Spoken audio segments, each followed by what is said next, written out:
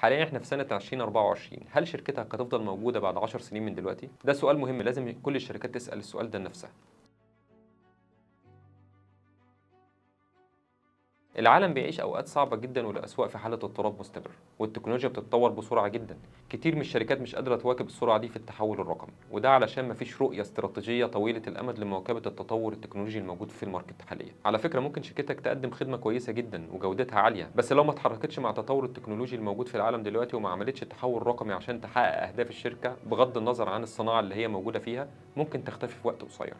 وكل ما التكنولوجيا تتطور بسرعه كل ما عمر الشركه التقليديه بيقل. في استطلاع عملته فوربس انسايت قالت ان 93% من اكتر من 900 مشارك اللي كملوا او لسه شغالين في البيزنس ترانسفورميشن ان في 4 خطوات مهمه ومحفزه بتخلي البيزنس ترانسفورميشن ينجح. اول نقطه، الرؤيه الاستراتيجيه هي الاساس، مش مجرد كلام، لازم يكون عندك خطه واضحه، تعرف رايح فين وازاي هتوصل، وتكون سابق العميل بخطوه، وتتوقع ايه اللي العميل عاوزه وتقدم له حلول مبتكره قبل ما يفكر فيها. ده معناه انك لازم تعيد تصميم كل حاجه في الشركه من الانترنال اوبريشن لطريقه تقديم الخدمات. تاني نقطه، التنفيذ هو التحدي الاكبر. كتير بيعملوا خطط حلوه بس التنفيذ اصعب حاجه، محتاج فريق شاطر وقياده قويه واداره مرنه عشان تقدر تعدي اي عقبه.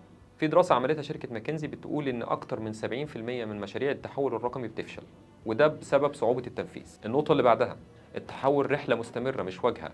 مش معنى إنك نجحت في أول خطوة إنك خلاص كده وصلت، لازم تفضل دايما بتتطور عشان تواكب التكنولوجيا، وكل ما توصل لنقطة لازم تكون عارف الخطوة اللي بعدها عشان تبدأ تتحرك منها.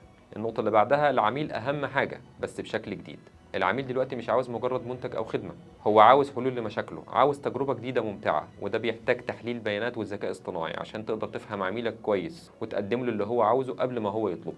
خلينا نشوف في مثالين قويين جدا ممكن نتكلم عليهم. اول مثال هو شركة امازون. طبعا احنا عارفين ان شركة امازون كانت بادئة بستور لبيع الكتب الالكترونية واونلاين، ولكن دلوقتي بقت امبراطورية كبيرة في الاي كوميرس والكلاود سيرفيس. كمان مثال كويس جدا نتفليكس، كانت شركة بتأجر افلام دي في دي بالبريد، وشوف نتفليكس دلوقتي بقت موجودة عاملة ازاي بسبب التحول الرقمي.